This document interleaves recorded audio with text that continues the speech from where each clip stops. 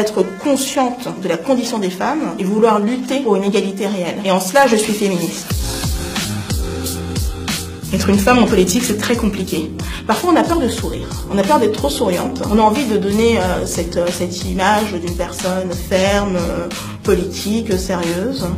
Mais on sait que la femme est aussi associée à la douceur, mais il faut pas l'être trop, il faut pas se laisser marcher sur les pieds. Voilà, c'est très très difficile de trouver le curseur. Je dois vous avouer que j'ai toujours pas trouvé où le placer. Alors je reste moi-même, le sexisme est extrêmement présent. Les attaques sont principalement envers les femmes au sein de l'hémicycle. Au moment où on est en train de prendre la parole, de défendre un texte, cri de chaise, commentaires sur les tenues, il faut aller combattre ces personnes, aller les regarder droit dans les yeux et leur demander est-ce qu'ils feraient la même chose envers leurs femmes, leurs sœurs ou leurs filles. Je suis féministe. C'est difficile à dire et à assumer aujourd'hui pour une femme de 31 ans en 2017. Le féminisme a connoté agressivement, j'ai envie de dire. Être consciente de la condition des femmes et vouloir lutter pour une égalité réelle. Et en cela, je suis féministe. L'égalité réelle, de toute façon, c'est mon combat. Il y a énormément de choses à faire encore pour les femmes. Et la première chose, c'est surtout de ne pas perdre nos acquis. L'égalité salariale, on en parle depuis des années. Il faut accompagner cela de sanctions. Il faut les dénoncer. 30% de femmes dans les conseils d'administration, c'est pas assez. Si je pouvais mettre des choses en place pour une égalité réelle, lorsqu'on parle des femmes,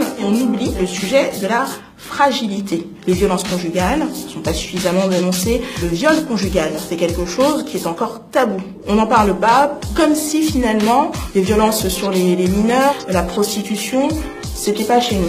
Alors que c'est là. J'ai grandi dans le 93, principalement à Vitameuse puis à Saint-Ouen. Je suis députée de La République En Marche. Je suis entrée à Sciences Po via les conventions d'éducation prioritaire. J'ai fait mes 2 années de droit à Sciences Po qui m'ont ensuite permis de passer le barreau d'avocate.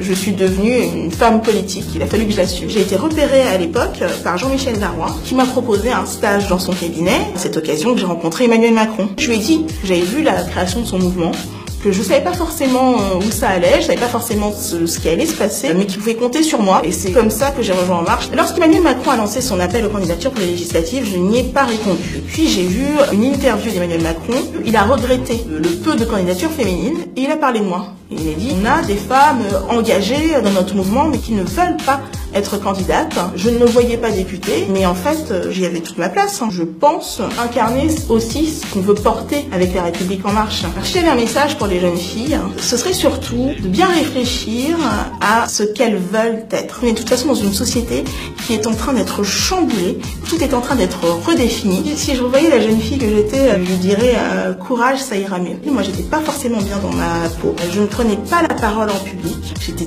très introvertie. Un mauvais moment à passer, après ça ira mieux.